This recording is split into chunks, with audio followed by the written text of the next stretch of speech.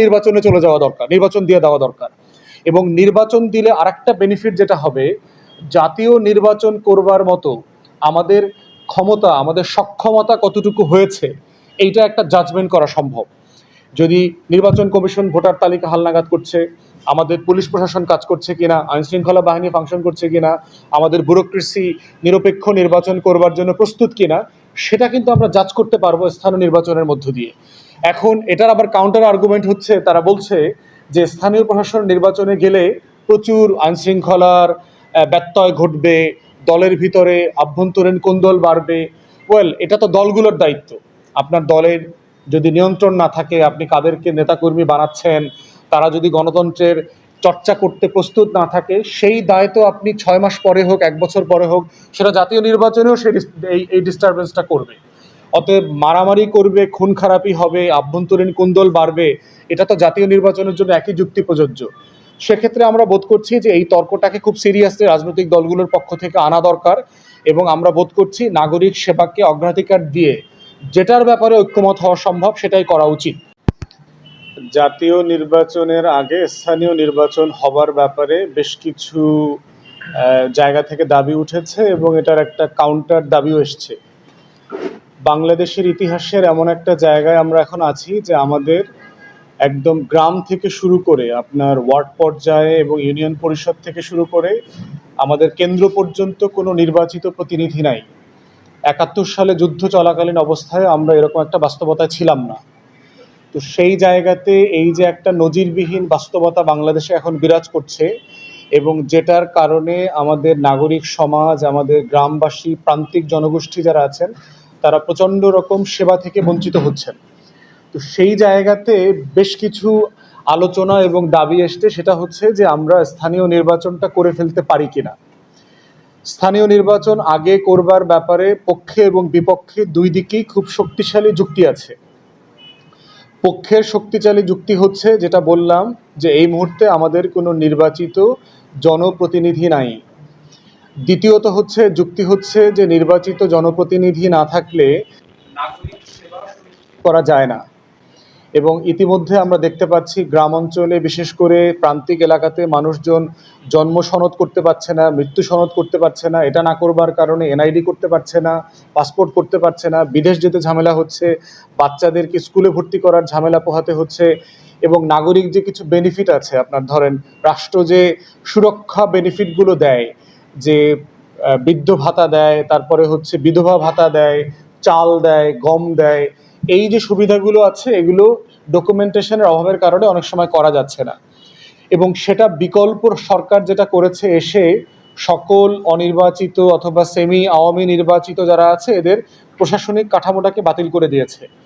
এইটা conceptually, ideally এটা right, কারণ হচ্ছে এরা কেউ নির্বাচিত না, এরা আওয়ামী লীগের দালালিপনার মাধ্যমে ম্যাক্সিমাম এভাবে নির্বাচিত হয়েছে। আমরা এর মাঝামাঝি একটা প্রস্তাবনা দিয়েছিলাম যে যারা গত বিভিন্ন নির্বাচনে স্থানীয় জনপ্রশাসনে নির্বাচিত হয়েছেন বিএনপি থেকে, জামাত থেকে, এবং যারা গণ অভ্যুত্থানের পক্ষে শক্তি ছিল, ফ্যাসিবাদ বিরোধী আন্দোলনে সক্রিয় ছিল, সেই মানুষগুলোকে পুনর্বহাল করা যায় কিনা প্রশাসক হিসেবে। এবং আমাদের তালিকাতে আমরা দেখেছি যে কাউন্সিলর যারা আছেন পৌরসভাতে এবং সিটি কর্পোরেশনে, সেখানে সব মিলিয়ে ধরেন প্রায় 5700 কাউন্সিলর থাকার কথা, তার ভিতরে 1700 কাউন্সিলরের তালিকা আমরা পেয়েছি যারা গণ অভ্যুত্থানের পক্ষে শক্তি, যারা ফ্যাসিবাদ বিরোধী আন্দোলনে সক্রিয় ছিলেন, ফ্যাসিবাদ বিরোধী রাজনৈতিক দলগুলোর সাথে সক্রিয় ছিলেন, এবং জেল জুলুমের শিকার হয়েছেন, মিথ্যা মামলার শিকার হয়েছেন, এবং অধিকাংশ জায়গায় তারা আওয়ামী লীগকে নির্বাচনে পরাজিত করে জিতেছেন।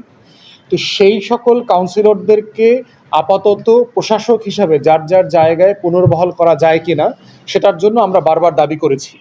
বাকি যে জায়গাগুলো আছে সেখানে আমরা দাবি করেছিলাম যে মানে নাগরিক কমিটি করে দেওয়া যায় কিনা, যে প্রত্যেক জায়গাতে ফ্যাসিবাদ বিরোধী আন্দোলনে যারা সক্রিয় ছিলেন, অত্যন্ত সম্মানিত মানুষ ওই এলাকার, ওই মহল্লার, তাদেরকে একটা কমিটি করে দিয়ে এখানে দায়িত্ব দিয়ে দেওয়া।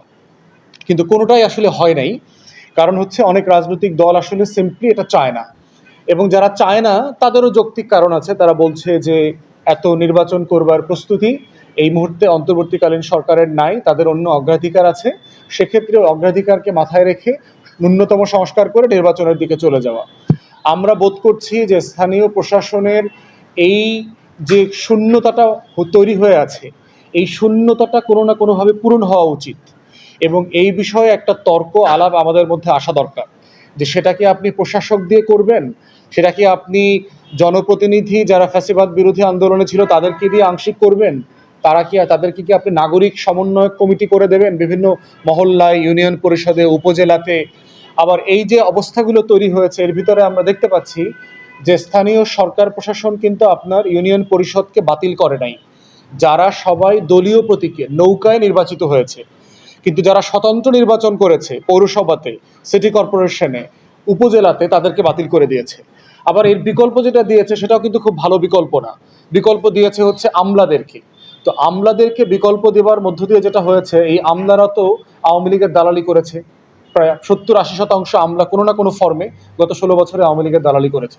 তো সেইখানে আমরা বোধ করছি যদি সেবা নিশ্চিত করতে হয় তাহলে ইদার বিকল্প একটা টিম করে তাদেরকে দায়িত্ব দিতে হবে, লোকাল যারা কাউন্সিলরদেরকে যাদেরকে পুনর্বহাল করা যায় নীতিমালার ভিত্তিতে সেটা করতে হবে, নতুবা নির্বাচনে চলে যাওয়া দরকার, নির্বাচন দিয়ে দেওয়া দরকার।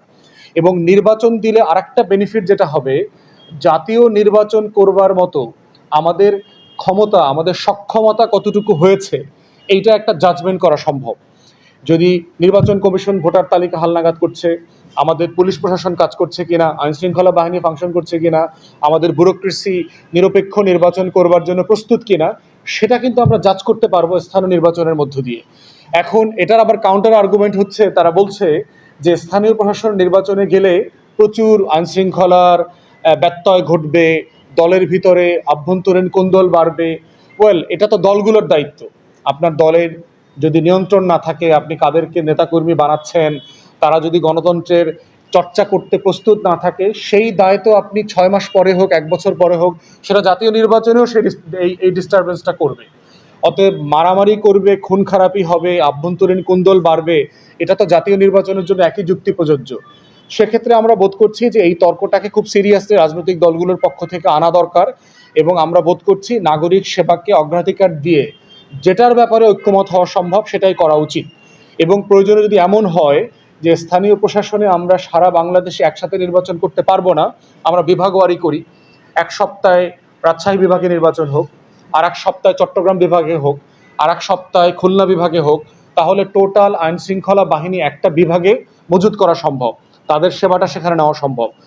এবং যদি এর আগে অপারেশন ডেভিল হান্ট যদি এক্সপিডাইট করা লাগে, আইন শৃঙ্খলা বাহিনীর একটা ক্র্যাকডাউন করতে হয়, গ্রেফতার করতে হয় যারা ক্রিমিনাল আছে, নৌন ক্রিমিনাল, যারা যারা অস্ত্র ব্যবসায়ী আছে, মাদক ব্যবসায়ী আছে, তাদেরকে যদি গ্রেফতার করতে হয় সেটা করবে, করে যে যে ধরনের পরিবেশ তৈরি করা দরকার নির্বাচনের জন্য সেই পরিবেশটা তৈরি হোক।